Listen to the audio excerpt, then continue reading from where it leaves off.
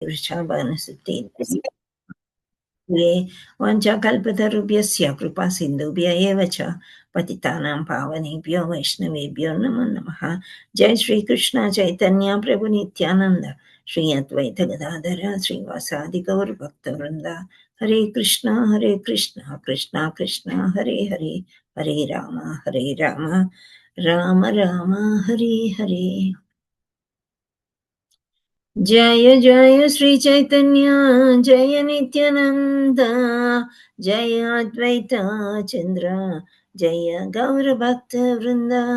जय जय श्री चैतन्य जय नित्यानंद, जय अद्वैत चंद्र जय गौर भक्त वृंद। जय जय श्री चैतन्य जय नित्यानंद, जय अद्वैत चंद्र जय गौर भक्त वृंद। ओम नमो भगवते वासुदेवाय, ओम नमो भगवते वासुदेवाय, ओम नमो भगवते वासुदेवाय। मुखं करोति वाचालं नारायणं नमस्कृत्य नरं चैव नरोत्तमं देवीं सरस्वतीं व्यासं ततो जयमुदीरयेत्। नष्टप्रायेषु भद्रेषु नित्यं भागवत सेवया भगवते उत्तमश्लोके भक्तिर्भवति नैष्टिकी। कृष्णाय वासुदेवाय देवकी नन्दनाय च नन्दगोपकुमाराय गोविन्दाय नमो नमः। मुखं करोति वाचालं भङ्गुं लङ्घयति गिरिमित्कृपातमं वन्दे श्रीगुरुं दीनतारिणं परमानन्दमाधवं श्रीचैतन्य ईश्वरं। नमो विष्णुपादाय कृष्णप्रेष्ठाय भूतले श्रीमते जगद्गुरुस्वामीति नामिने नमाचार्यपदाय।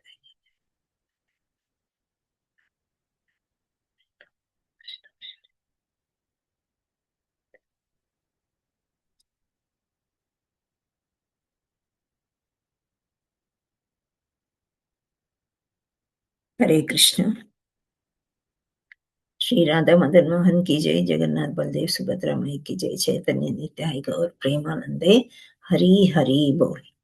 మనము శ్రీకృష్ణ భగవానుడు దేవాది దేవుడు అనే పుస్తకంలో నుండి అధ్యాయాలు చదువుకుంటున్నాము. సో మనము I think it is 88th అధ్యాయము, ఇంకో 2 ఉన్నట్టున్నాయి. సో దానిలో మనము కృష్ణ భగవానుడి యొక్క ప్రత్యేకమైన లీలల గురించి మనం తెలుసుకుందాము. సో నిన్న రోజున మనీషా మాతాజీ మనకి అన్ని వివరించారు. అంటే దేవాది దేవుడు ఎంత గొప్పవాడు అనేది. ఒక్కొక్కసారి మనకి ఏమవుతుందంటే కృష్ణుడి మహిమలు ఎన్ని తెలుసుకున్నా సరే కొన్ని విషెస్ ఫుల్ఫిల్ అవ్వడానికి, అంటే మనం కామంతో కప్పిబడి ఆ కోరికలు అనేవి తీర్చుకోవాలి అని బాగా మోహం చెందుతూ ఉన్నప్పుడు వేరే వాళ్ళు చెప్తారు, సరే కృష్ణుడు కాదు కానీ నువ్వు శివుడికి పూజ చెయ్యి, మాతకి అంటే కాళీమాతకి దుర్గామాతకి తొందరగా విషెస్ ఫుల్ఫిల్ అవుతాయి అని చెప్తూ ఉంటారు. సో అలా మనం ఒక్కొక్కసారి పక్కదారి పడుతూ ఉంటాం అన్నమాట. సో అదే విధంగా ఈ కృష్ణుడి యొక్క గొప్పతనం తెలిసి కూడా మనం ఒక్కొక్కసారి అలా ఎలా అయితే మాయలో పడుతూ ఉంటామో, అలాగే ఒక బ్రాహ్మణుడు వచ్చి ఆయన శిశువులందరూ చనిపోతూ ఉన్నారు కాబట్టి వచ్చి కృష్ణుడిని నిందిస్తాడు ద్వారకాకొచ్చి. సో కృష్ణుడి వల్ల అవ్వట్లేదు, వాళ్ళ యొక్క ప్రద్యుమ్న వల్ల కానీ, అనిరుద్ధ వల్ల కానీ, బలరాముడు వల్ల కానీ వీళ్ళందరూ ఏమీ చేయలేకపోతున్నారు నా శిశువుల్ని అంటే ఒక రాజు అంటే రక్షించాలి కానీ ఏమీ చేయలేకపోతున్నారని వాపోతాడు వచ్చి. అప్పుడు అర్జునుడు ఆ సమయంలో ఎందుకో ఉంటాడు, ఓహో కృష్ణుడినే ఇలా అంటారా వీళ్ళు అని చెప్పేసి అతను వెలుపలికొచ్చి కృష్ణుడు అనిరుద్ధుడు వీళ్ళందరూ అంటే కృష్ణుడి యొక్క పుత్రులు, కృష్ణుడి యొక్క అన్న అయిన బలరాముడు ఏమీ చేయలేనిది నేను చేయగలుగుతాను అని, ఆ శిశువుల్ని నేను బతికిస్తాను అని చెప్తాడు. సరే ఈయన కూడా మంచి విల్కాడు, భక్తుడు అండ్ అన్నీ తెలిసినవాడు కాబట్టి చాలా భక్తిలో ఉంటాడు. అర్జునుడికి ఎటువంటి ఇది ఉంటుందంటే శివుడికి ఆహ్, తపస్సు చేసినప్పుడు అతనికి పాశుపతాస్త్రము అని ఇస్తాడనమాట. దానికి తిరుగుండదు. అటువంటి ఆయుధాలన్నీ ఉన్న అర్జునుడు ఏ లోకానికన్నా సునాయాసంగా వెళ్ళిపోయే శక్తి గలవాడనమాట. ఇప్పుడు మనమున్నామంటే శ్రీకృష్ణుడికి శరణాగతి చేయమంటే శరణాగతి చేస్తాము. నాకిది కావాలి, అది కావాలి అని అడుగుతామేమో, అడగకపోయినా భగవంతుడు ఇచ్చేది తృప్తిగా తీసుకుంటాము. అదంతా వేరే విషయం. కానీ అర్జునుడికి అలా కాదనమాట. ఇంకా కృష్ణుడిని అంత జరిగిన తర్వాత గూడా ఒక్కొక్క సమయంలో "నువ్వు నా ఫ్రెండ్‌వే, నువ్వేంటి" అన్నట్లు గూడా చూస్తా. అంటే ఇతనికి అన్ని లోకాలు తిరిగే యోగ్యత కలవాడు. సో, అందుచేత చాలా గర్వం అనమాట. కొంతవరకు కొంత గర్వమొచ్చి, వాళ్ళు చేయలేనిది నేను చేస్తాను అని వాగ్దానం చేస్తాడు బ్రాహ్మణుడికి. చేసి నేను వెతుక్కుంటూ వస్తాను. సరే ఆ గర్భంలో శిశువు జన్మించే సమయానికి అర్జునుడికి ఇతను అప్పట్లో ఫోన్‌లు అవి లేవు గానీ, సందేశం పంపిస్తారు. వెళ్తాడు. వెళ్ళి అన్ని ఆయుధాలు అడ్డుపెడతాడు. అయినప్పటికీ గూడా ఆ శిశువు పుట్టగానే ఊర్ధ్వలోకాలకి వెళ్ళిపోతాడనమాట. సో, అతను ప్రయోగించిన అస్త్రాలు అన్నీ గూడా వెళ్ళిపోయేసరికి అర్జునుడు లేదు నేను వెతుక్కొని వస్తాను. నీ పుత్రుల్ని తీసుకొని వస్తాను. ఒకవేళ నీ పుత్రుల్ని నీకు ఇవ్వలేకపోతే నేను అగ్ని ప్రవేశం చేసి ఆత్మహత్యకు పాల్పడతాను అని అర్జునుడు చెప్తాడు. సో, అలా ప్రయత్నం చేస్తాడనమాట అర్జునుడు. ఇక్కడ ఇంద్రుడు, చంద్రుడు ఎన్ని లోకాల్ని వెళ్తూ ఉంటాడు. ఆ తర్వాత వాయువు, వరుణ లోకానికన్నిటికి వెళ్తాడు. ఎక్కడికి వెళ్ళినా శిశువు యొక్క జాడ అతనికి కనిపించదనమాట. చివరకు రసాతలానికి కూడా పోతాడంట. రసాతలం అంటే కింద లోకాలకి గూడా వెళ్తూ ఉంటాడు. సో, దిగువ లోకాలనమాట. ఇట్లు అన్ని లోకాలకి వెళ్ళినా ఎక్కడా కనిపించకపోయేసరికి ఓహో! బ్రహ్మలోకంలో ఉన్నాడేమో అని మళ్ళీ బ్రహ్మలోకాలకెళ్తాడు. బ్రహ్మలోకాలకి ఎలా అంటే యోగులు కృష్ణుని అనుగ్రహం వలన ఇవన్నీ గూడా వెళ్ళగలిగిన వాళ్ళే వెళ్తారు. కానీ అర్జునుడు వెళ్ళిపోయాడంటే అదంతా కృష్ణుని యొక్క అనుగ్రహం వల్లనే అర్జునుడికి అటువంటి శక్తి సిద్ధించింది అని చెప్తున్నారు. సో, అన్ని లోకాలకి వెళ్ళి లాస్ట్‌కి బ్రహ్మలోకానికి వెళ్తాడు. ఆ లోకాల్లో గాలించినా కూడా శిశువు జాడ కనుగొనలేకపోవుట చేత బ్రాహ్మణుడికి అతడు వాగ్దానం చేసిన ప్రకారం అగ్నిలో దూకడానికి సిద్ధపడుతున్నాడు. సో, కానీ కృష్ణుడు అలా చేస్తాడా అర్జునుడిని? అర్జునుడు ప్రాణ స్నేహితుడు, మహాభక్తుడు, యోధుడు, వీరుడు ఏది అంటే అది గెలుచుకుని ముందుకు తీసుకొచ్చి పెట్టే కా అందుచేత కృష్ణుడు అలా వారిస్తాడనమాట. దుమకకుండా అంటే అగ్నిలో ఆయన దూకకుండా వారించి చెలికాడైన అర్జునుడు నిరాశతో అగ్నిలో దూకినచో అది తనకు తలవంపులు అని ఆయన భావించెను. అట్లు కృష్ణుడు అర్జునుని వారించి తాను ఆ బ్రాహ్మణ శిశువుని కొనివత్తునని అవివేకంగా ఆత్మహత్యకు పూనుకొనవలదని అర్జునుడితో పలికెను. సో, ఇలా అర్జునుడితోని చెప్పారనమాట. "నువ్వేం చింతించకు. నువ్వు అలా అది మంచిది కాదు. ఇలా ఆత్మహత్య చేసుకోవడము. ఆ శిశువుల్ని నేను తీసుకొస్తాను కదా!" అని చెప్పేసి అర్జునుడితోని చెప్పి అర్జునుడిని చాలా శాంతపరుస్తాడనమాట. కోపాగ్నితో ఉంటాడతను. సో, అర్జునుడిని శాంతపరిచి ఒక ఆధ్యాత్మిక రథాన్ని పిలిపిస్తాడనమాట. తీసుకురమ్మని చెప్తాడు, ఆదేశిస్తాడు. ఈ ఆధ్యాత్మిక రథం ఏంటంటే 4 అశ్వాలుంటాయి దానికి. ఈ అశ్వాల ద్వారా ఎక్కడ ఏ లోకానికెళ్ళమంటే ఆ లోకానికి మంచిగా స్పీడ్‌గా వెళ్ళిపోతూ ఉంటాయనమాట. సో, దీనివల్ల ఏంటి అనంటే ఇతను కృష్ణుడు అర్జునుడిని చక్కగా ఆ రథంలో కూర్చోబెట్టుకొని వెళ్దాం మనం. వెళ్ళి అమృత శిశువుని కొని రాగలడు. సర్వశక్తి సంపన్నుడు. సో, కానీ ప్రస్తుతం కృష్ణుడు ఎలా అంటే ఒక మానవ మాతృనిగా నటించు ఆ బ్రాహ్మణి మృత శిశువుని కొని వచ్చుటకు ద్వారక నుండి ఒక మానవ మాతృనిలాగా క్రి కృష్ణుడు తలుచుకుంటే ఆ మరణించిన శిశువులు ఎక్కడున్నారు? ఏంటి? ఆయనకి క్షణంలో తెలిసిపోతుంది. కానీ మానవ సంఘంలో ఉన్నప్పుడు మానవ మాతృని చే తన లీలలు ప్రదర్శించుచు కృష్ణుడు తనకంటే అధికుడెవ్వడూ లేడని స్పష్టంగా నిరూపించెను. దేవాది దేవుడు మిక్కిలి గొప్పవాడు. సో, మానవులు ఎలా కష్టపడతారో, ఆ విధంగా ఇలా కష్టపడితే ఈ ఫలితం దొరుకుతుంది అని చూపించడమే కాకుండా, దేవాది దేవుడు చాలా గొప్పవాడు, ఏదైనా చేయగలడు అని నిరూపించాడు. అది దేవదేవుని గూర్చిన నిర్వచనం. కనీసం ఈ భౌతిక జగత్తులో తాను జీవించి ఉన్న కాలంలోనైనను తనకంటే ఈ విశ్వంలో అధికుడు లేడని కృష్ణుడు నిరూపించెను. సో, మానవ మాతృలుగా పుట్టి కష్టాలన్నీ ఎదుర్కొన్నప్పటికీ గూడా చాలా దివ్యమైన లీలలు కృష్ణుడు చేశాడు. రాముడు చేశాడా ఏమన్నా లీలలు? హరే కృష్ణ. రామాయణం కొంతవరకు తెలుసు కదా మనకి. సో, రాముడేమైనా లీలలు చేశాడా అని అడుగుతున్నాను. హరే కృష్ణ. లేదు మాతాజీ. లేదు మాతాజీ.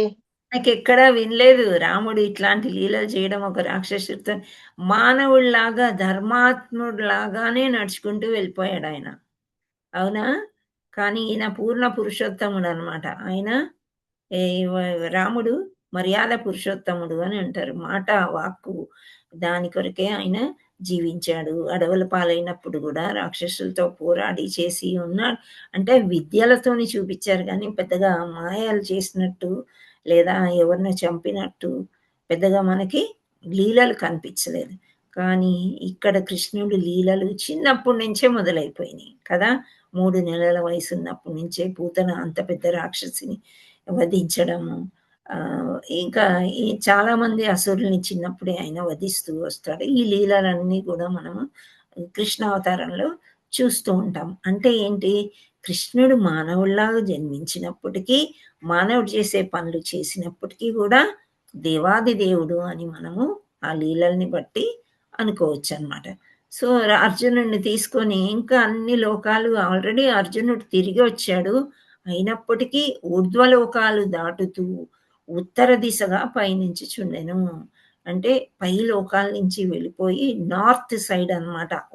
ఉత్తర అంటే ఉత్తర దిక్కుగా నార్తర్న్ సైడ్ మళ్ళీ ఇద్దరు కలిసి ఆ రథంలో వెళ్తూ, వెళ్తూ సప్త ద్వీపాలు వెళ్తూ ఉన్నారంట. సో, శ్రీమద్ భాగవతంలో స్వప్త స సప్త ద్వీపాలు అని వర్ణించబడ్డాయి. ద్వీపం అంటే ఒక దివి అన్నమాట. వైదిక సారస్వత్యంలో ఈ లోకములన్నీ ఒకప్పుడు ద్వీపములుగానే వర్ణితములగుచుండును. అంటే ద్వీపం అంటే ఏంటి? ఇప్పుడు వాల్కనోస్ తెలుసా మీకు? వాల్కనోస్ అంటారు. వాటిని ఎస్ తెలుగులో మాతాజీ. కదా! అందులో అన్ని అగ్నిగుండాలుంటాయి. బాగా పేలిపోయి ఒక లావా అనేది వస్తూ ఉంటుంది. వేడిగా ఉండే ఒక ద్రవం అన్నమాట. సో, అది కరిగి, కరిగి, కరిగి కింద పడ్డప్పుడు పెద్ద పర్వతంలాగా ఏర్పడుతుంది. అంటే అది నీళ్ళల్లో ఉన్నా సరే ఒక పర్వతంలాగా ఏర్పడిపోయి మట్టి పెద్ద కొండ, రాయి మట్టితోని చేసినటువంటిది. ఆటిని ద్వీపాలు అంటారు. చుట్టూ నీళ్లుంటాయి గానీ ఆ లావా వల్ల వచ్చిన పొంగిందంతా కూడా ద్వీపాలు. సో, మనం కూడా ఒక ద్వీపమే. మనం ఉండేది కూడా ఒక ద్వీపమే. అదేంటి అనేది ఇప్పుడు మనం చూద్దాం. సో, ఈ లోకములన్నీ ఒకప్పుడు ద్వీపంలానే వర్ణితమగుచుండెను. సో, మనము నివసించు మధ్యలోకము జంబూ ద్వీపం అనబడును. సో, మనం ఉండే ద్వీపం పేరేంటంటే జంబూ ద్వీపం. మీరు చూసారా ఎప్పుడైనా ఆచమనం అంటారు. అంటే మనం ఏదైనా పూజకి కూర్చున్నప్పుడు పురోహితులు మనకి తీర్థం ఇచ్చి తీసుకోమంటారు గదా! ఫస్ట్ ఏమంటారు? నారాయణాయ, మాధవాయ, కేశవాయ అన్నీ మధుసూదన. చెప్పిన తర్వాత మనం తీర్థం తీసుకున్న తర్వాత ఆ రోజు ఆ తిథి ఫర్ ఎగ్జాంపుల్ ఇప్పుడు మనకు ద్వాదశి అయిపోయి ఈరోజు త్రయోదశి, మంగళవారము ఇవన్నీ చెప్పాక లాస్ట్‌కి జంబూ ద్వీపే అంటారు. మీరెప్పుడైనా వినకపోతే వినండి ఈసారి. ఓకే. అంటే మనం జంబూ ద్వీపంలో నివసిస్తున్నాము. దీని మీద అనంతమైన ఆకాశం, వాయువు, సముద్రము భావింపబడినది. ఆ మహావాయు సముద్రంలో పరుదీవులు కలవు. అవే వివిధ లోకాలు. సో, ఈ దివుల్లాగా ఏర్పడ్డాయన్నమాట. మనమంతా ఏదో సముద్రంలో నుండి ఒక ద్వీపం ఏర్పడింది. ఆ ద్వీపంలో మనము ఉన్నాం. సో, మనం ఉండేదంతా గూడా జంబూ ద్వీపము అని అంటారు అని భాగవతంలో చెప్తున్నారు అని చెప్తున్నారు. సో, ఈ దివులన్నీ ఏమీ కావు. వివిధ లోకాలు. వివిధ లోకాలు ఎక్కడి నుండొచ్చాయి? మనదొక లోకం. ఓకే. భూలోకం అనుకుందాం. ఇంకా వేరే లోకాలన్నీ ఎక్కడి నుండొచ్చాయి? హరే కృష్ణ. కారణం దేవతలు ఉండడం బట్టి వచ్చాయి మాతాజీ. లేదు, లేదు. మనకి విష్ణువులు ముగ్గురని చెప్పుకున్నాము. మీకేమైనా గుర్తుంటే రికలెక్ట్ చేసుకోండి. లేదు అంటే ఫ్యూచర్ ఇప్పుడు నెక్స్ట్ పారాగ్రాఫ్‌లో వస్తుంది చూద్దాం. సో, ఈ ద్వీపాలు మనకి లోకాలు అంటే దీన్ని మనం మామూలుగా చెప్పుకోవాలంటే మనం ఉండే లోకం గాకుండా వేరే వేరే లోకాలు చాలా ఉన్నాయి. ధ్రువలోకం అని చెప్పుకుంటాం. చంద్రలోకము, సూర్యలోకము ఇవన్నీ ఎక్కడి నుండొచ్చాయి అనేది మీరొకసారి గుర్తు తెచ్చుకోండి. విష్ణువులు ముగ్గురు. ఎవరెవరు? కారణోదక సాయి విష్ణువు, క్షీరోదక సాయి విష్ణు, ఆ! గర్భోదక సాయి విష్ణు. గర్భోదక సాయి విష్ణువు. సో, ఈళ్ళు ముగ్గురు అన్నమాట. సో, గర్భోదక సాయి విష్ణువులోంచి శ్వాస, నిశ్వాసలప్పుడు అన్ని విశ్వాలు పుడుతూ ఉంటాయి. విశ్వాన్నే ఇక్కడ లోకం అంటున్నారు. అనేక విశ్వాలు వస్తూనే ఉంటాయి. మళ్ళీ లయమైపోతూ ఉంటాయన్నమాట. సో, కారణోదక సాయి విష్ణువు ఏదో కారణం చేత ఇలా చేస్తూ ఉంటారు. 3 రకాలుగా అన్నమాట. ఆ తర్వాత గర్భోదక సాయి విష్ణువే మన ఆత్మలో ఉండే పరమాత్మ అని చెప్తూ ఉంటారనమాట. సో, ఈ ఈ విష్ణువుల్ని చూపించడానికి తీసుకెళ్తున్నారు ఎవరు? కృష్ణుడు అర్జునుడిని. సో, ఈ కొన్ని దివులలో క్షీర సముద్రాలుండును. సో, క్షీర సముద్రాలంటే పాల సముద్రాలు. మరికొన్నిట్లో మదిరా సముద్రాలు. మదిర అంటే తెలుసా మీకు? మత్తు పదార్థం అన్నమాట. సో, ఘృత సముద్రాలు, తైల సముద్రాలు, వానిలో వేర్వేరు విధములైన పర్వతాలు కూడా ఉండును. ప్రతి దీవిలో వాతావరణము భిన్న భిన్నంగా ఉండును. ఇప్పుడు తైల సముద్రాలు అంటున్నారు. నూనె సముద్రాలు మనకేమైనా తెలుసా? హరే కృష్ణ. ఎక్కడుంటాయి నూనె సముద్రాలు? పోనీ ఆయిల్ ఎక్కడి నుండొస్తుంది? డీజిల్ గానీ, పెట్రోల్ గానీ మనమేం తయారు చేయం వాటిని. ఎక్కడి అరబ్ నుండొస్తుంది? కంట్రీస్. అరబ్ కంట్రీస్‌లో సముద్రం లోతుల్లో అక్కడ వాళ్ళకి అవైలబుల్ ఉంది గాబట్టి దే ఆర్ సో రిచ్ అని. సో, అక్కడి నుండి వస్తూ ఉంటుందనమాట. అంటే ఇక్కడ చెప్పేది అదే. పాల సముద్రం ఒకటే కాదు, ఈ తైల సముద్రాలు గూడా ఉంటాయన్నమాట. విశ్వం గురించి మొత్తం అన్ని విశ్వాల గురించి ఇక్కడ వర్ణన అనేది జరుగుతూ ఉంది. సో, ఈ సముద్రం లోపల పర్వతాలుంటాయి. ఆ పర్వతాల్లో ఈ వాల్కనీస్ ఇవి బ్రద్దలైనప్పుడే దీవులు అనేది ఏర్పడతాయి. అలాంటి దీవిలోనే మనం ఒక దీవి, జంబూద్వీప దీవిలో మనమున్నాం. సో, ప్రతి దీవిలో వాతావరణము భిన్న భిన్నంగా ఉంటూ ఉంటుంది. ఫర్ ఎగ్జాంపుల్ ఇప్పుడు దీవులు కాకుండా ఇదంతా మనం ఒకటే విశ్వం అని అనుకుందాం. అమెరికా గానీ, ఆస్ట్రేలియా గానీ ఏవైనా ఇవి 5 కాంటినెంట్స్ ఉన్నాయి గదా! ఇవన్నీ అన్నీ కలుపుకొని అంతా చేసుకుంటే ఒక భూలోకం. అంతే గదా! కానీ వెదర్ కండిషన్స్ మనం చూసినట్లయితే భారతదేశంలో ఒకలాగా, అమెరికాలో ఒకలాగా, యూకేలో ఒకలాగా వేరే వేరే రకాలుగా ఉంటాయి. ఈవెన్ భారతదేశంలో గూడా ఢిల్లీలో చల్లగుండొచ్చు. బృందావనంలో ఇంకా చల్లగా ఉండొచ్చు. ఇక్కడ హైదరాబాద్‌లో కొంచెం మామూలుగా అవుతుంది నిన్నటి నుంచి. వేరే వేరే పల్లెటూర్లు రకరకాలుగా ఉంటాయి గాబట్టి, ఈ దివిలో గూడా వాతావరణం భిన్నంగా ఉంటుంది అని జెప్తున్నాడు. సో, కృష్ణుడు ఈ ద్వీపాలన్నిటిని దాటి దాటి విశ్వాము పైకప్పుకి చేరుకున్నాడంట. సో, అన్ని విశ్వాలు అంటే మనముండే ఇప్పుడు ద్వారకాలో ఉన్నారు గదా!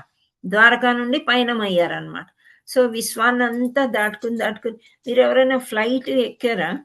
చాలా వరకు ఎక్కుంటారు. ఫ్లైట్‌లో వెళ్లారా? హరే కృష్ణ. ఏమన్నా ఎక్స్‌పీరియన్సెస్ ఉన్నాయా ఫ్లైట్‌లో వెళ్ళిన వాళ్ళయి? ఎవరియన్నా? నో? ఎవరైనా హ్యాండ్ రైజ్ చేయండి చూద్దాం. ఒకరిద్దరన్నా ఉంటారు గదా! ఉండకుండా ఉంటారా?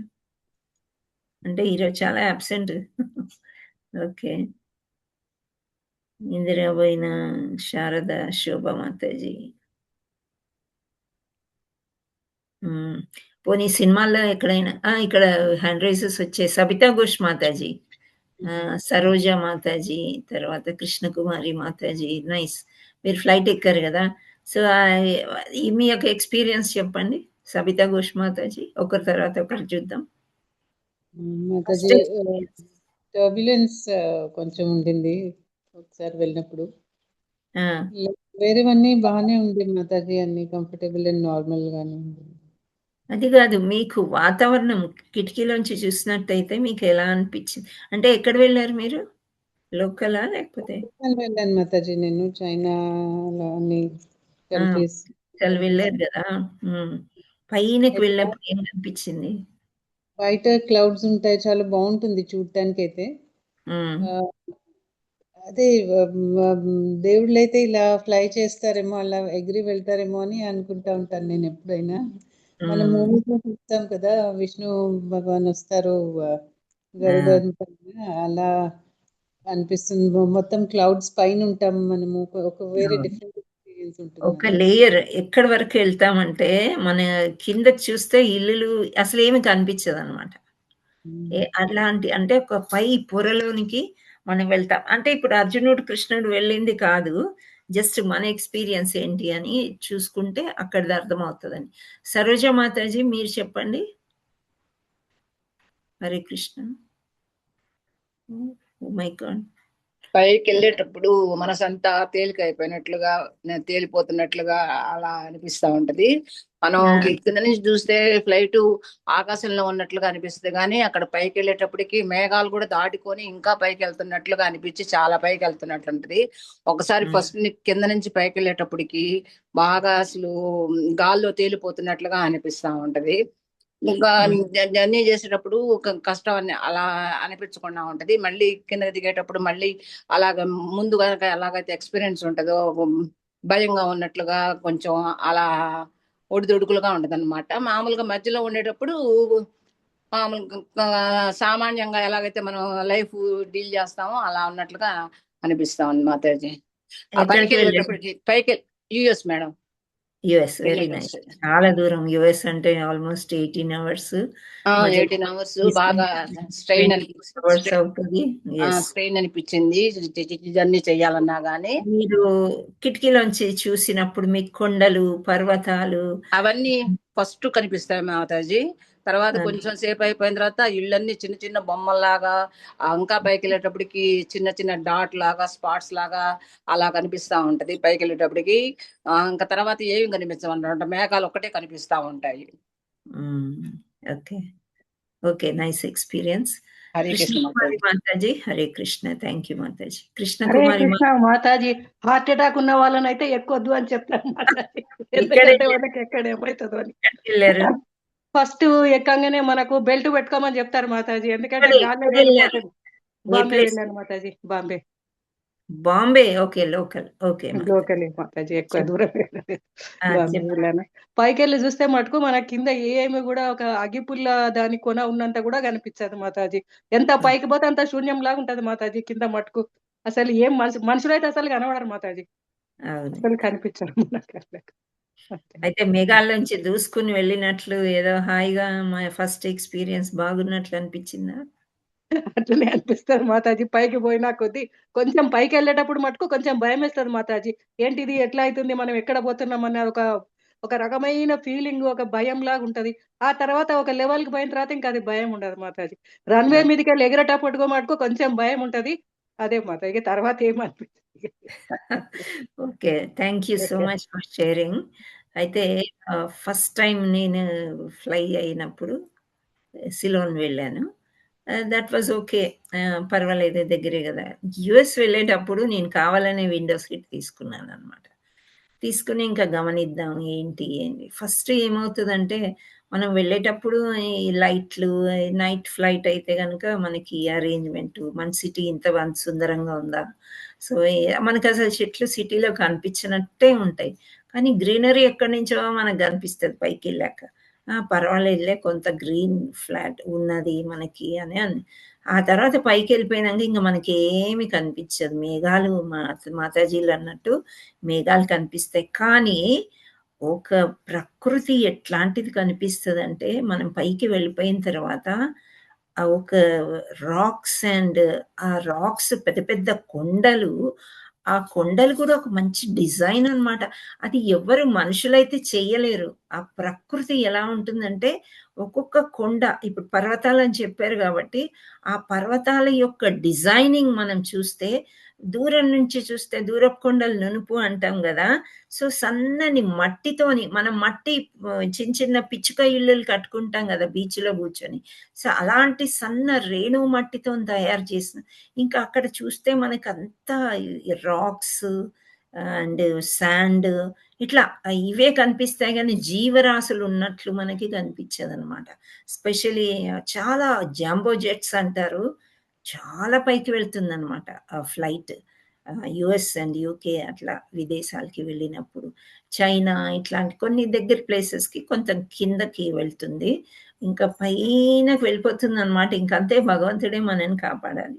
సో, మనం పైకి వెళ్ళిపోయిన తర్వాత ఇంత చలనం ఉండదు మనకి. ఇంట్లో రూమ్‌లో ఇప్పుడు ఎలా కూర్చున్నామో అలాగే ఉంటది.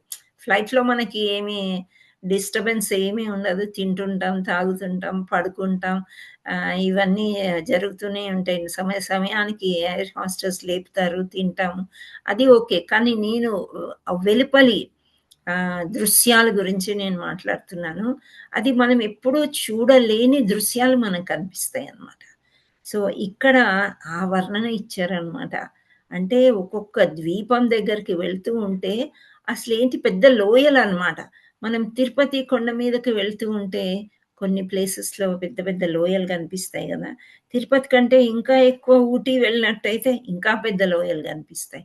సో, ఘాట్ రోడ్ ఎంత పెద్దగా ఉంటే అంత పెద్ద కొండలనమాట. సో, ఆ కొండల మీద వెళ్తుంటేనే మనకిలా ఉంటే ఇంకా ఫ్లైట్‌లో వెళ్ళినప్పుడు కింద మనకి భూమి కనిపించదు.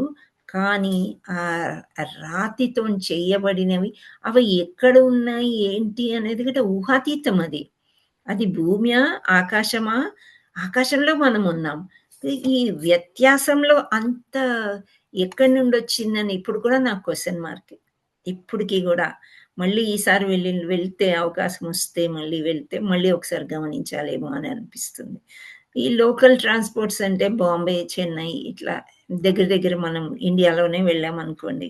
మనకి అట్లాంటివేమీ కనిపించవు. అంత మంచి దృశ్యాలైతే మనకి ఒక మేఘాలు తప్ప ఏమీ కనిపించవు ఇక్కడ లోకల్ అయితే.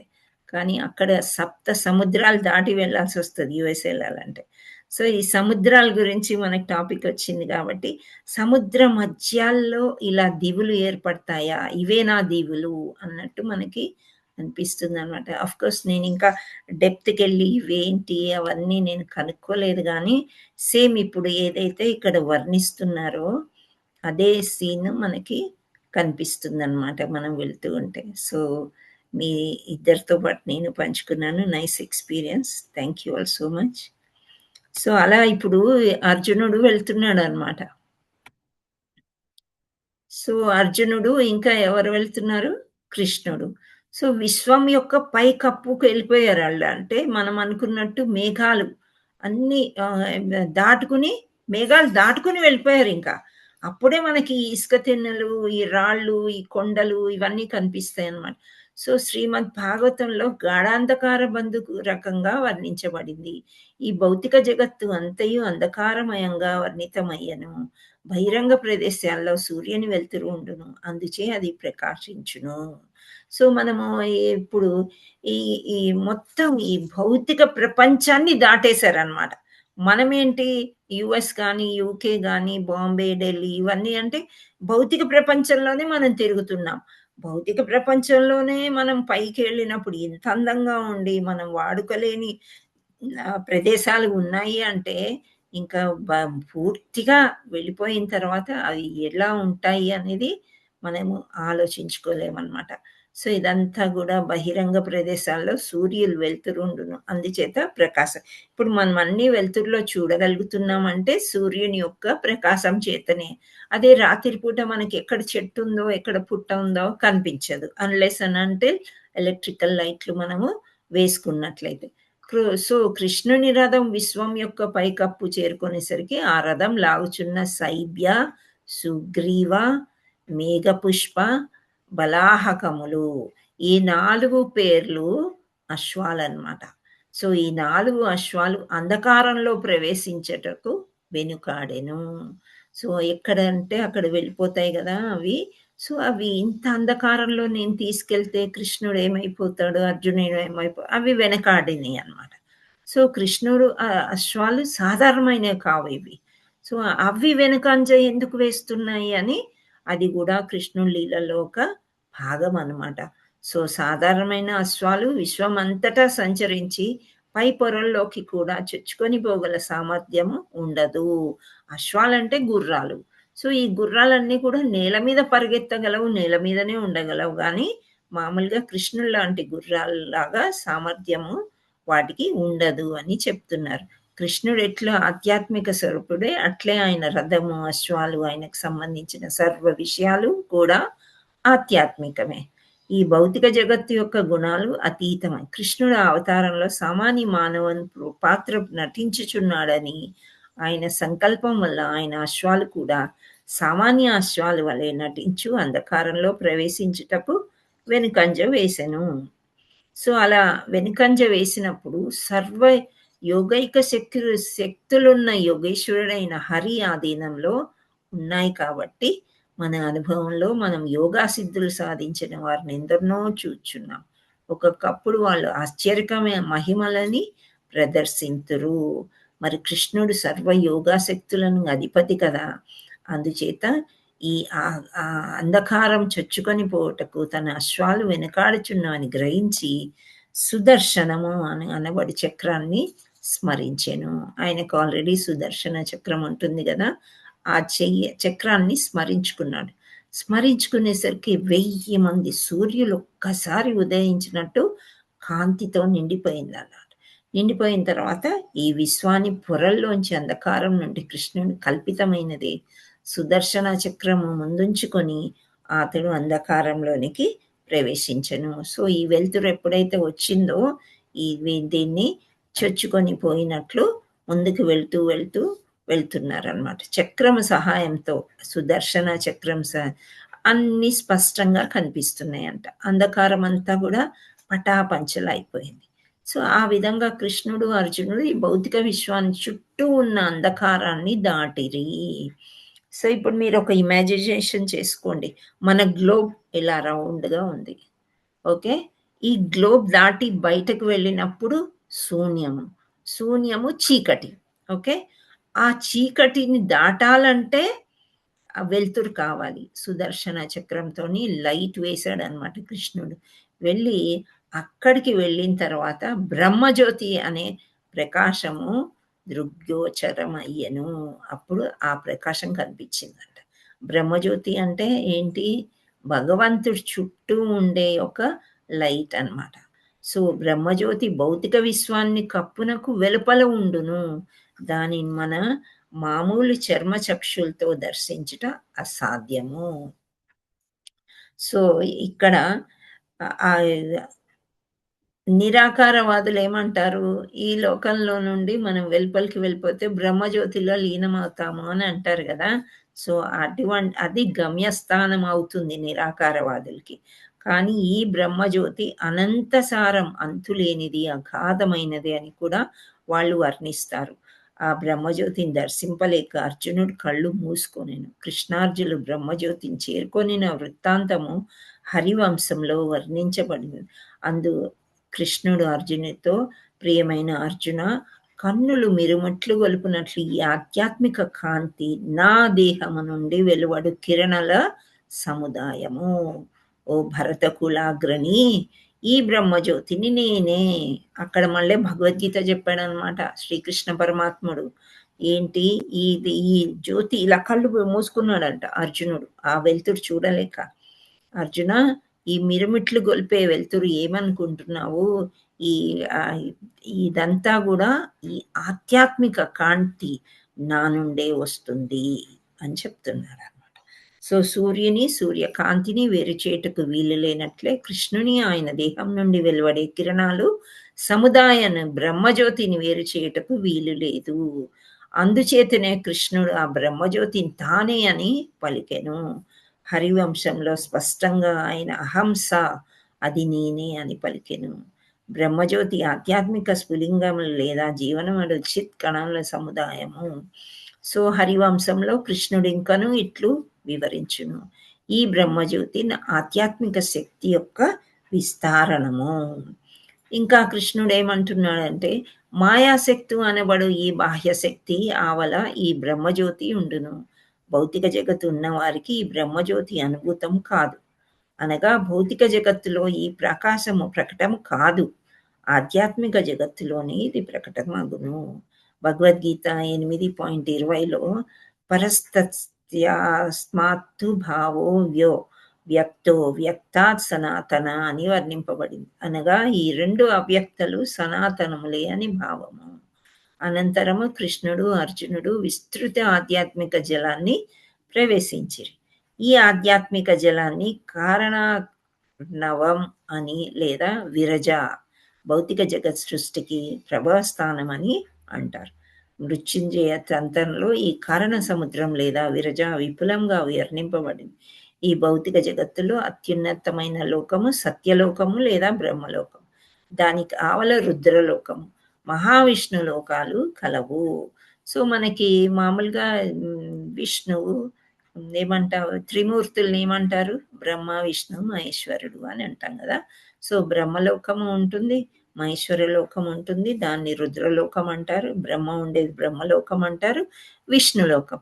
ఇప్పుడు వీళ్ళు ఇక్కడ ఈ సముద్రము దగ్గరికి వచ్చారు, కారణోదక సాయి ఎలా ఉంటాడు అనేది ఇక్కడ కనిపిస్తుంది అన్నమాట. సో మహావిష్ణువు కారణ వర్ణముపై శయనించుచుండగా ఆయన విశ్వాసము నుండి పలు విశ్వములు వెలువడుట, ఉచ్ఛ్వాసములో అసంఖ్యాకమైన విశ్వాలు ఆయనలోనికి ప్రవేశించుట జరుగును. సో కారణోదక సాయి విష్ణువు నుండి మనకి ఇంకో విష్ణువు వస్తారు, ఎవరైనా గర్భోదక సాయి విష్ణువు, ఇంకా క్షీరోదక సాయి విష్ణు. సో ఇలా ఇక్కడ ఈ విష్ణువులో నుండి అన్ని విశ్వాలు వస్తూ ఉండడము వాళ్ళకి కనిపిస్తుందంట. సో ఈ విధాలుగా భౌతిక విశ్వం సృజించుట ఉపసంహరించుట జరుగును. కృష్ణుడు అర్జునుడు ఆధ్యాత్మిక జలాన్ని ప్రవేశించినప్పుడు అచ్చట ఒక బలమైన తుఫాలు చెరగేగుచుండెను. కారణ సముద్రంలో జలాలు కల్లోలితంగా ఉండే శ్రీకృష్ణుని అనుగ్రహం వలన అర్జునుడు అత్యంత మనోహరమైన కారణ సముద్రంను దర్శింపగలిగాను. సో అర్జునుడు కూడా కృష్ణుడి యొక్క భక్తుడు కాబట్టి అవన్నీ చూపిస్తూ తీసుకుని వెళ్ళాడనమాట.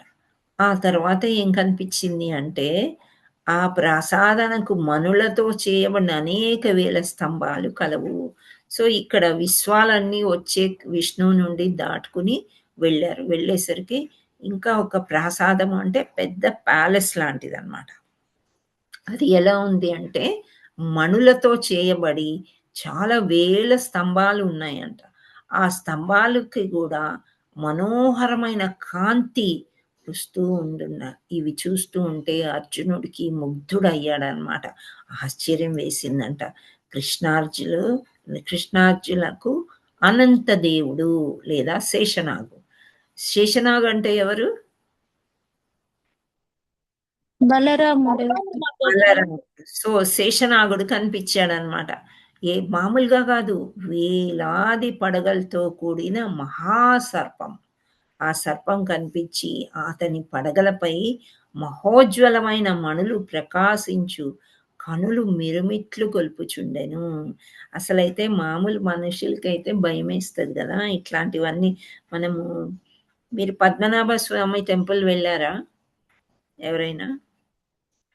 చీకట్లో చూపిస్తూ ఉంటారు మనకి లైట్ వేసి. సో అది ఎంత పెద్ద విగ్రహం అంటే నీళ్ళల్లో పడుకుని ఉంటాడు కదా. సో ముందు పాదాలు చూస్తాము, ఆ తర్వాత నడుము భాగానికి వస్తాము. అక్కడ మనము ఆ తామర తూడులో తామర పువ్వులో బ్రహ్మ పుట్టడాన్ని కనిపిస్తుంది. ఆ తర్వాత ముందుకెళ్తే అతని యొక్క ముఖము మనకి కనిపిస్తుంది అన్నమాట. సో దీపంతోనే చూపిస్తారు, అక్కడ దీపాలు లైట్లు అవి పెట్టారు. చాలా పెద్దగా భగవంతుడు శేషనాగు మీద ఎలా, ఆ శేషనాగుని చూస్తుంటే అసలు మనకి సరిపోదన్నమాట రెండు కళ్ళు. కాకపోతే ఇది భౌతిక ప్రపంచము, మనం ఉండే పరిస్థితి ఇట్లాంటిది. వాళ్ళు తోస్తానే ఉంటారు, వెళ్ళండి వెళ్ళండి వెళ్ళండి అని చెప్పి. రష్ లేకపోయినా అలవాటు అయిపోయింది వాళ్ళకి, ఇంకా సరిపోదు సమయం, అంత బాగుంటుంది. సో అర్జునుడు నిజంగా చూశాడు కదా ముగ్ధుడైపోయాడంట. ఈ అనంత దేవుణ్ణి చూసి ఇన్ని వేలాది పడగల పైన మణులు, ఆ లైట్లు. సో ఈ నిరంతరం మంచుతో కప్పబడి ఉండు కైలాస శిఖరం వలె ఆయన దేహం చల్లగా అయిపోయింది. ఒకలాంటి భయమేస్తే చల్ల చెమటలొచ్చాయి అని అంటాం చూడండి, అలా అయిపోయిందంట అర్జునుడికి. సో ఆయన మెడ, నాలుక నీలివర్ణం అట్టి శేషనాగుపై మహావిష్ణువు సుఖంగా శయనించి ఉన్న దృశ్యాన్ని అర్జునుడు కాంచెను. సో అర్జునుడు ఎంత అదృష్టవంతుడు, చక్కగా అక్కడ విష్ణుమూర్తిని చూశాడంట. విష్ణుమూర్తినే చూడడం కాదు, ఇంకా ముందుకేం చూశాడో చూడండి. ఆయన సర్వవ్యాపి మహాశక్తి అర్జునుడికి తోచెను. ఈ రూపంలో స్వామి పురుషోత్తముడని అర్జునుడు గ్రహించెను. అయితే మామూలుగా నాతో ఆడుకునే కృష్ణుడు ఇంత రూపమా, ఇంత పెద్దవాడు, ఈయనే పురుషోత్తముడు అని ఆయనకి నమ్మకం వచ్చిందనమాట. ఈ రూపం నుండే భౌతిక జగత్తులోని గర్భోదక సాయి విష్ణువు వెలువడెను.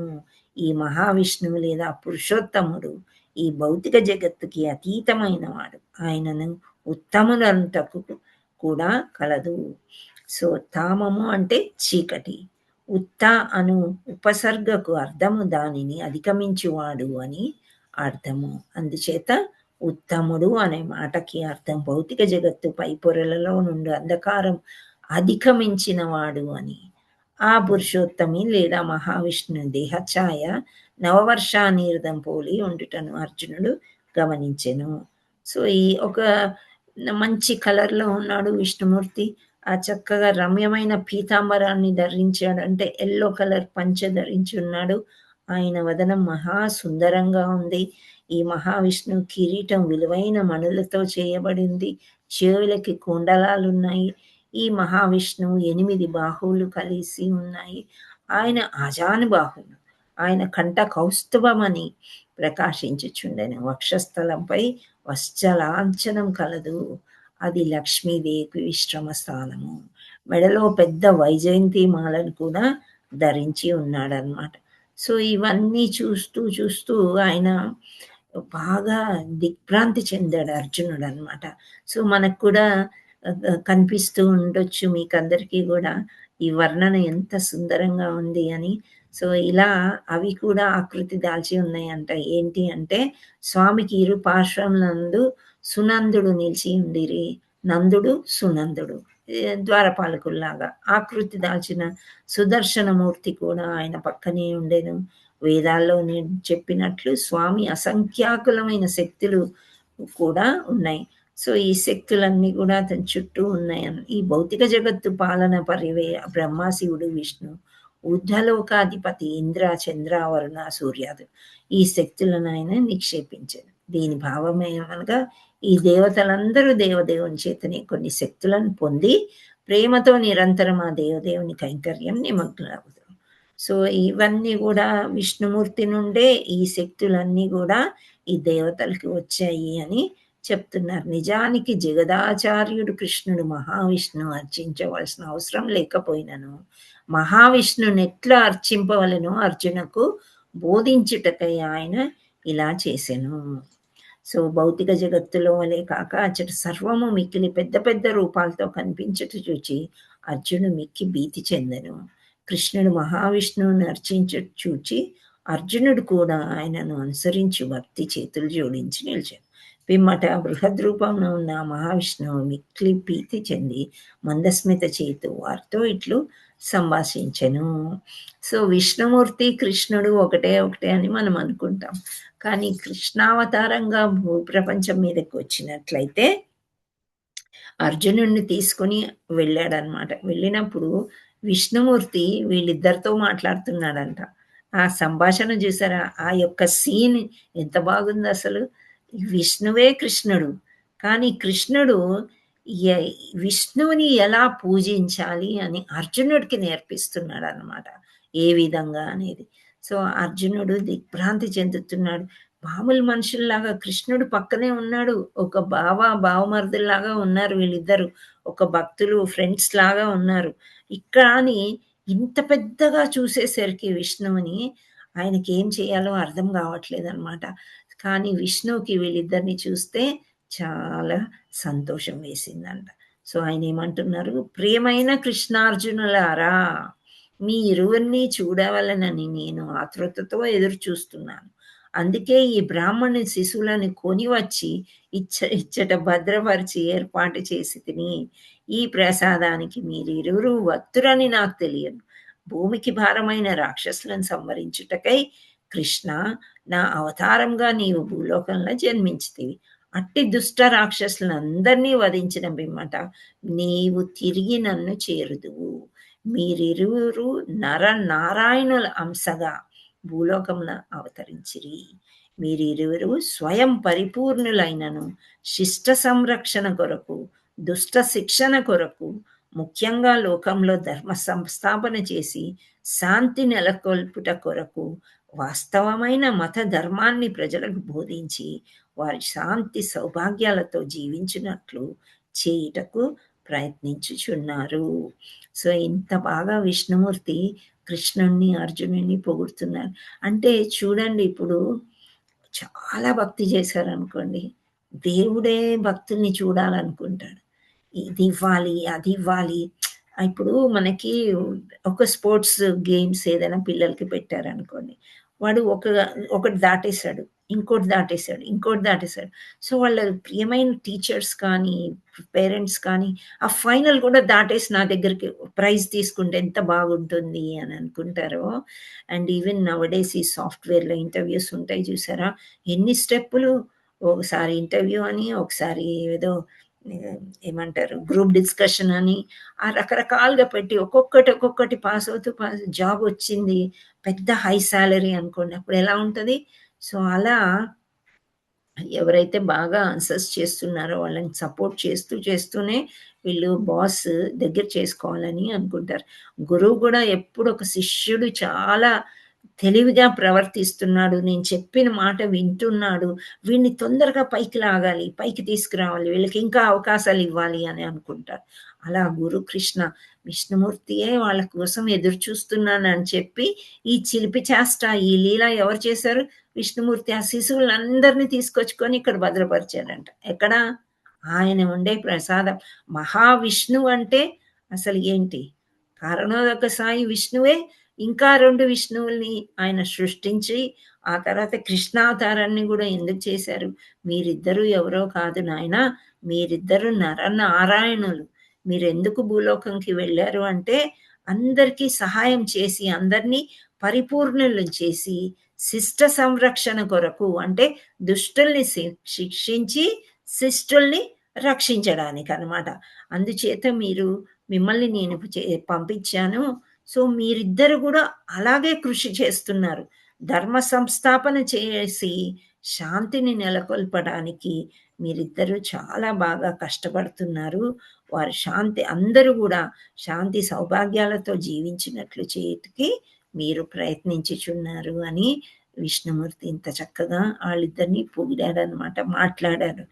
అంటే వీళ్ళు చేసే కృషి విష్ణుమూర్తికి నచ్చింది.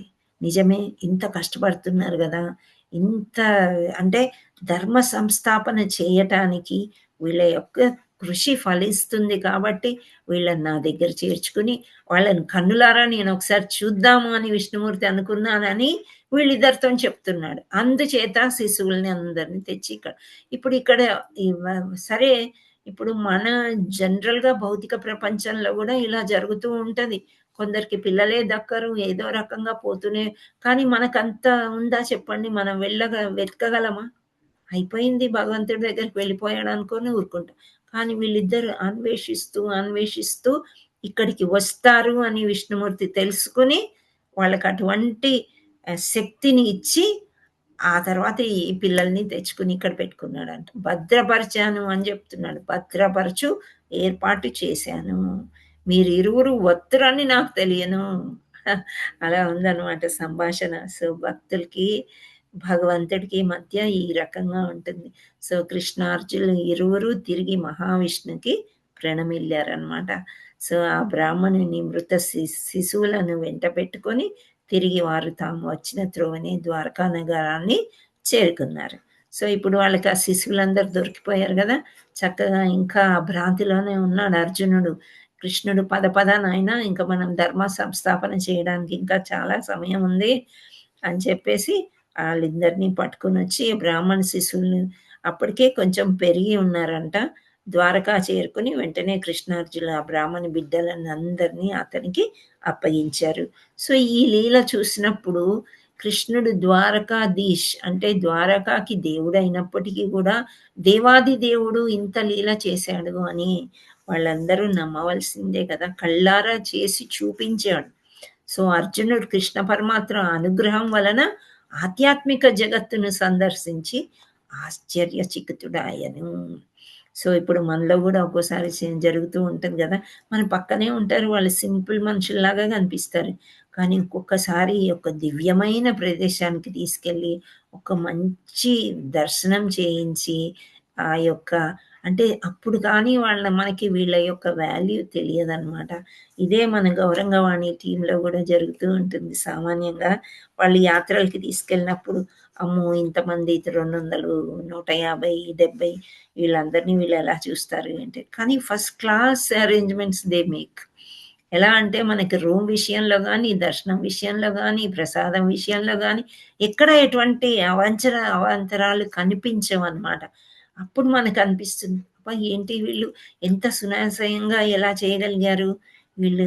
ఆ మనసులో ఏంటంటే వాళ్ళకు పెద్ద అంటే ఆకారం అని నేను చెప్పను, వాళ్ళకు ఒక పెద్ద వాల్యూ అన్నమాట ఏర్పడిపోతుంది అన్నమాట. అది చిన్నపిల్లలే కదా, అందరూ కూడా 40 years లోపే ఉన్నారు ఈ leaders. How did they do అనేది అనిపిస్తుంది.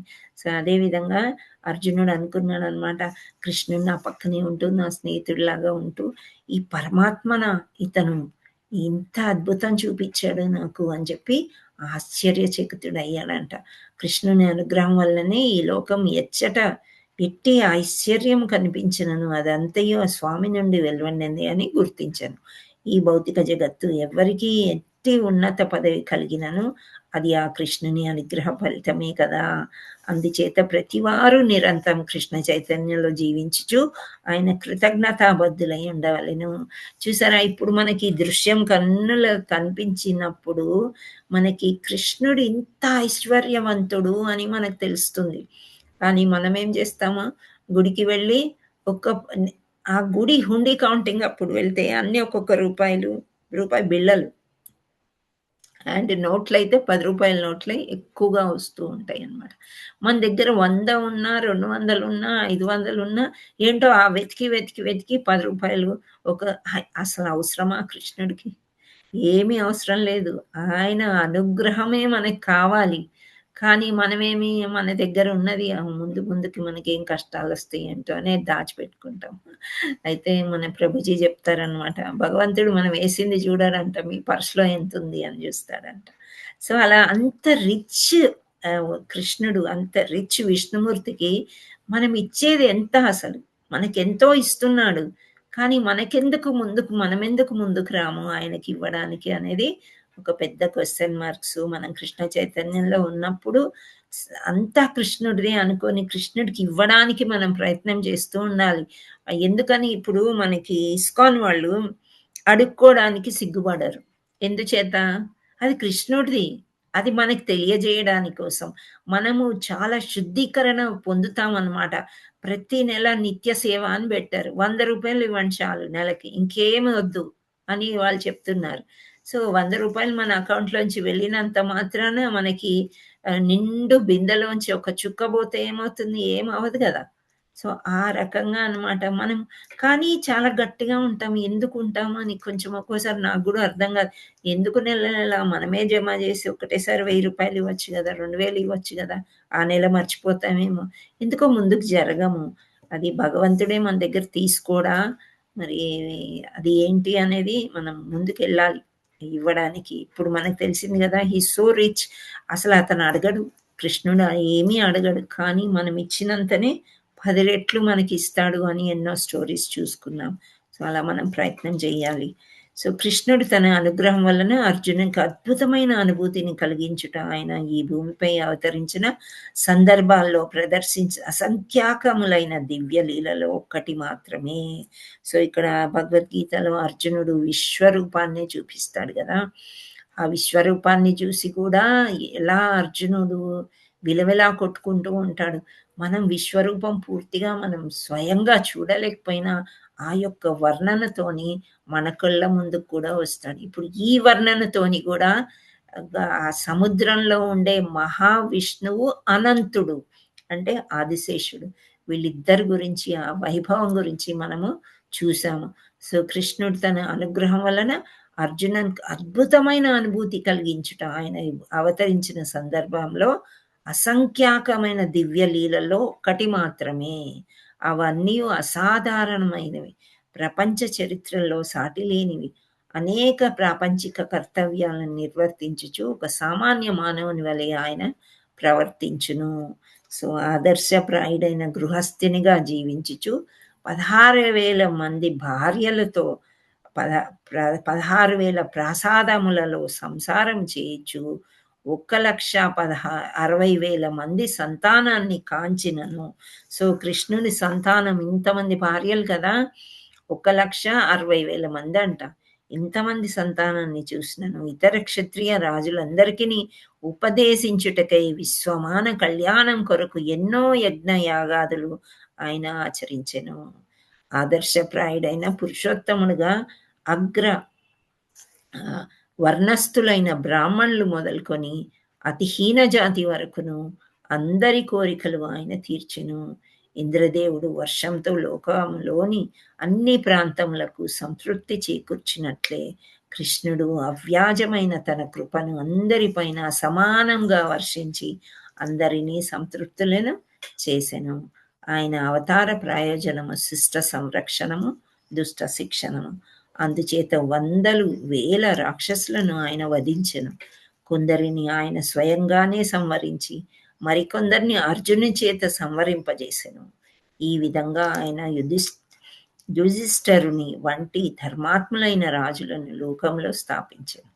తన దివ్య ప్రభావం వలన యుధిష్ఠుని ధర్మ పరిపాలన నెలకొల్పి లోకంలో శాంతి సౌభాగ్యములను పెంపొందించేసెను. ఇవి కృష్ణుడి యొక్క అద్భుతమైన లీలలు మరియు అద్భుతమైన మహిమలు. సో కృష్ణుని అద్భుతమైన మహిమ అను దశమస్కందము 88వ అధ్యాయం భక్తి వేదాంత స్వామి భాష్యము సమాప్తము. శ్రీకృష్ణ మహారాజ్ కి జై, ద్వారకాధీష్ కి జై. హరే కృష్ణ హరే కృష్ణ, దండవత్ ప్రణామ్ మాతాజీ. హరే హరే, హరే రామ హరే రామ, రామ రామ హరే హరే. హరే కృష్ణ. మాతాజీ చాలా బాగుంది మాతాజీ ఈ క్లాస్. అసలైతే నేనైతే నాకు ఎలా చెప్తున్నానో నాకు నేను అక్కడే ఉన్నాను, ఇంకా ఉండాలనిపిస్తుంది. ఒకలాంటి బాధ కలుగుతుంది, అయ్యో కృష్ణ బుక్ అయిపోతుంది, ఇంకో 2 చాప్టర్స్తో అయిపోతుంది, ఎలా ఎలా ఎలా మళ్ళీ ఎప్పుడు చదువుతాము. ఆల్రెడీ ఒకసారి చదివాం కానీ అంత మనసుకి ఎక్కలే. ఇప్పుడు మీ అందరి సాంగత్యంలో చదువుతుంటే మనసులో కొన్ని అలాగే కూర్చుండిపోతున్నాయి అన్నమాట. సో పద్మనాభ స్వామి టెంపుల్ మీరు వెళ్ళలేకపోతే వెళ్ళడానికి ప్రయత్నం చేయండి, చాలా బాగుంటుంది అనమాట. కేరళ కదా మాతాజీ పద్మనాభుడు? అవును, కేరళ. సో అక్కడ మనం చూసింది ఇప్పుడు ఈ వర్ణన ప్రకారము ఒక చుక్క అంతనే అనుకుంటా. ఇక్కడ ఈ వర్ణన ఎలా ఉందంటే అసలు భూప్రపంచం అంటే భూగోళం కంటే పైనకి వెళ్ళి ఆ తర్వాత వెలుతురులోకి వెళ్ళిన తర్వాత అక్కడ కనిపించింది కదా ఆ లోకము. సో ఇంకా చాలా పెద్దగా ఊహించుకోవాలన్నమాట, చాలా అనంతం అన్నమాట. ఒక విశ్వాన్నే మనం పైనుంచి చూస్తే ఎలా ఉంటుందో, మనం మామూలుగా కొంత పైకి వెళ్తేనే మన ఇల్లు చుక్కలాగా కనిపిస్తుంది, మన ఇల్లే కానీ మనం ఉండే ప్రదేశం కానీ. సో అలాంటి అనంతుడు, అనంత శేషుడు, మనం ఎందుకు ఇంత చులకనగా చూస్తాము కృష్ణుని అని ఒక థాట్ వస్తుందా? నాకైతే వస్తుంది. కదా, ఇంత గ్రేట్ కృష్ణుడు, ఇంత గ్రేట్ కృష్ణుడిని 2 పైసలు ఇవ్వడానికో లేకపోతే ఆ గుడికి వెళ్ళడానికి బద్దకించి ఇవన్నీ ఏంటి అసలు? అందుకే మనం బాగా భక్తి చెయ్యాలి, సంగత్యం చేస్తూ చేస్తూ భక్తి చేస్తూ ఇంకంతే, అక్కడికి వెళ్ళిపోయి అక్కడే ఉండాలి, మళ్ళీ రాకూడదు. దట్ వుడ్ బి వింటుంటే దండయజ్ఞం వస్తుంది మాతాజీ. ఫైనల్ గోల్ అండ్ రీచ్ మనకుండాలది. అది ఉంటేనే కానీ లేకపోతే భక్తి చెయ్యలేము. చాలా కష్టం. ఇలా యెస్ చదువుతూ, మాతాజీ. చదువుతూ మనం తన్మయత్వంలోకెళ్తే మనకు ఆకలి, నిద్ర గూడా ఉండదు. అవసరమే ఉండదు గదా! అవునా గదా! యెస్ మాతాజీ. అప్పుడు వంటే అవసరం ఉండదు.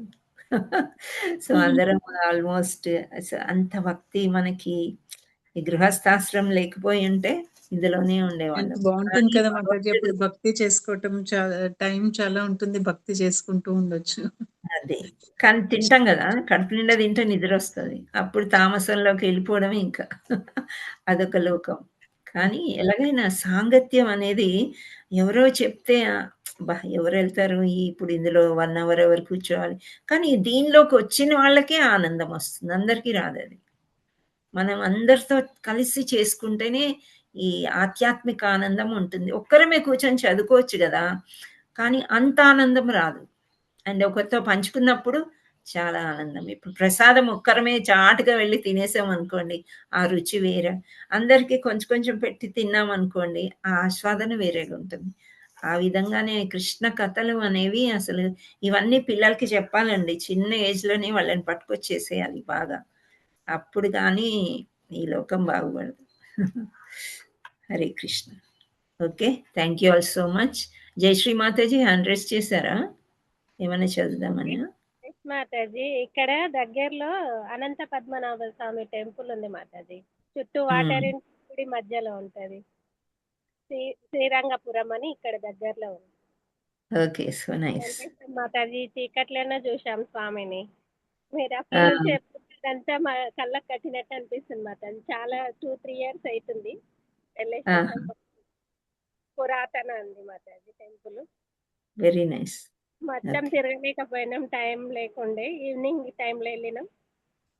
చాలా నేను బాగుంది చెప్పేది అదే అమ్మా. ఈ భౌతిక ప్రపంచమే గుర్తొచ్చేస్తుంది మనకి. ఆకలి, నిద్ర ఇవే సరిపోతాయి. భగవంతుడి అంటే దగ్గరెళ్ళినప్పుడు కొంత సమయం అనేది వెచ్చించాలి. హ్మ్. అంటే వాళ్ళు ఇంకా చీకటి అయిన తర్వాత లోపలి అలో లేదమ్మా వెళ్ళాలి వెళ్ళాలని తోస్తున్నారు ఇంకా. కొద్దిగా హుహు. ఇంకా కొంచెం చూడలేకపోయినాం రౌండ్ అప్. అంటే దాని అక్కడక్కడ గురించి ఉన్నాయి. ఉంటే హ్మ్. ఇంకా బాగుంటుండే మాతాజీ. గుడి అది ఎలా అనేది దాన్ని ప్రతిష్ట ఏంది అని గుడి విశిష్టత గురించి తెలుసుకుంటే ఇంకా చాలా బాగుంది. ఆహ్లాదకరంగా ఉంది మాతాజీ వాతావరణం. Thank you for sharing. So, మీరు అలా మనము అప్పుడప్పుడు యాత్రలకంటూ వెళ్ళాలి. ఇల్లునే పట్టుకొని కూర్చొని ఉంటే మనకి లోపల నుంచి ఆ ప్యూరిఫికేషన్ అనేది చాలా తక్కువుంటది. మనం ఎప్పుడైతే సాంగత్యంలో ఉంటామో, అసలెందుకు ఈ లెసన్స్ చెప్పడానికి యాక్సెప్ట్ చేయడము, ఎందుకు ఈ పుస్తకాలు చదువుకోవడానికి యాక్సెప్ట్ చేయడం అంటే, వినేవాళ్ళు ఉన్నారు. అండ్ మనకి ప్యూరిఫికేషన్ జరగాలనమాట. ఎంత చెప్తూ ఉంటే, ఎంత మాట్లాడితే, ఎంత చదివితే అంత ప్యూరిఫికేషన్ జరుగుతూ ఉంటది. సో, మీరందరూ గూడా చదవడానికి, మాట్లాడడానికి ముందుకు రండి. ముందుకు వస్తే, మనం ఇంకా క్లాసులివ్వడానికి మేము రెడీ. హరే కృష్ణ. సో, స్వామిని మాతాజీ చూడండి. హరే కృష్ణ మాతాజీ. మాతాజీ చెప్పండి. మేము బృందావన్ వెళ్ళాలనుకుంటున్నాం మాతాజీ. బ్లెస్ చేయండి. తొందరగా ఆ! వెళ్ళాలి మీరు యాత్ర. చేసేదేముంది కృష్ణుడు పిలిస్తేనే మీరు వెళ్తారు. నైస్. వెళ్ళిరండి హాయిగా. చాలా మంది వెళ్లారు బృందావనానికి ఈ మధ్య. మళ్ళీ ఇంకో బ్యాచ్ కూడా ఎప్పుడో వెళ్తున్నారు 23కో ఎప్పుడో అవును. బృందావనం